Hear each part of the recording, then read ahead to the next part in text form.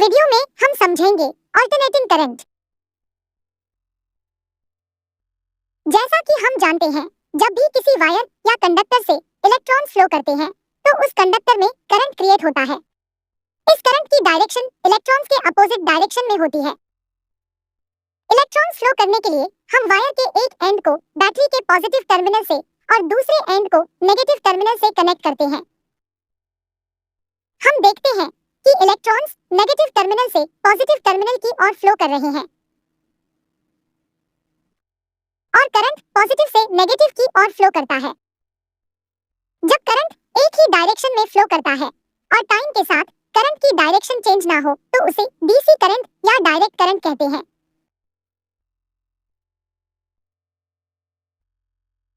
अब अगर हम वायर के दोनों एंड्स को बैटरी के साथ इंटरचेंज करें, तो हम देखते हैं कि इलेक्ट्रॉन फ्लो की डायरेक्शन रिवर्स हो जाती है।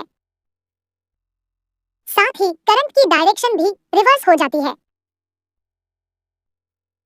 इसी प्रोसेस को फिर से रिपीट करें तो फिर से इलेक्ट्रॉन्स और करंट की डायरेक्शन रिवर्स होती है। अब अगर हम इसी प्रोसेस को बहुत कम टाइम में रिपीट करें, तो करंट की डायरेक्शन कंटिन्यूअसली चेंज होती रहती है। जब करंट की डायरेक्शन कंटिन्यूअसली चेंज हो, तो उस करंट को अल्टरनेटिंग करंट कहते हैं। लेकिन बैटरी की मदद से करंट की डायरेक्शन बार-बार चेंज करना पॉसिबल नहीं है। इसीलिए हम अल्टरनेटिंग करंट जनरेट करने के लिए एसी जनरेटर का यूज करते हैं। अल्टरनेटिंग करंट को समझने के लिए इससे रिलेटेड कुछ बेसिक टर्म समझने होंगे, जैसे फ्रीक्वेंसी, फेज और टाइम पीरियड। अब मान लीजिए कि एक एसी जनरेटर है जिससे एक बल्ब को वायर के थ्रू कनेक्ट किया गया है। हम देखते हैं कि वायर में करंट की डायरेक्शन कंटिन्यूअसली चेंज हो रही है, जिसके कारण बल्ब की ब्राइटनेस कम और ज्यादा होती रहती है। लेकिन प्रैक्टिकली हम ऐसा होते हुए नहीं देख पाते, क्योंकि ये प्रोसेस बहुत हाई स्पीड पे होता है। अब अगर हम वायर में फ्लो होने वाले करंट की वैल्यू को ग्राफ से रिप्रेजेंट करें, तो हमें एक वेव का पैटर्न मिलता है। जब करंट वायर में फ्लो होना स्टार्ट होता है, तो करंट की वैल्यू इनिशियली 0 होती है। ये करंट एक सर्टेन टाइम इंटरवल में अपनी मैक्सिमम वैल्यू तक पहुंचता है। अब जैसे ही करंट की डायरेक्शन चेंज होती है, वैसे ही करंट की वैल्यू डिक्रीज होती है और अगेन 0 हो जाती है। ये करंट सेम अपोजिट डायरेक्शन में फ्लो करता है और मैक्सिमम वैल्यू तक पहुंचता है, और फिर से करंट की डायरेक्शन चेंज होती है और करंट डिक्रीज होने लगता है और 0 वैल्यू तक पहुंचता है।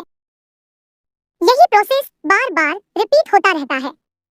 इस प्रोसेस में करंट की डायरेक्शन कंटिन्यूअसली ऑल्टर होती रहती है, यानी चेंज होती रहती है। इसीलिए इसे हम अल्टरनेटिंग करंट कहते हैं। इस वेव पैटर्न में जो क्रेस्ट और ट्रॉफ है, वो करंट की पीक वैल्यू है, जिसे हम आई नॉट से डिनोट करते हैं। वेव की एक साइकिल कंप्लीट होने में एक सर्टेन टाइम लगता है, जिसे हम टाइम पीरियड कहते हैं, और इसे हम टी से डिनोट करते हैं।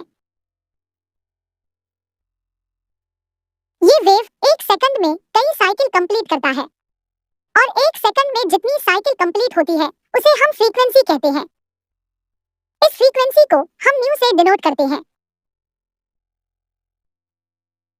अल्टरनेटिंग करंट को हम कुछ इस तरह से रिप्रेजेंट कर सकते हैं, जिसमें आई किसी भी पर्टिकुलर टाइम पे करंट की वैल्यू है और आई नॉट करंट की पीक वैल्यू है।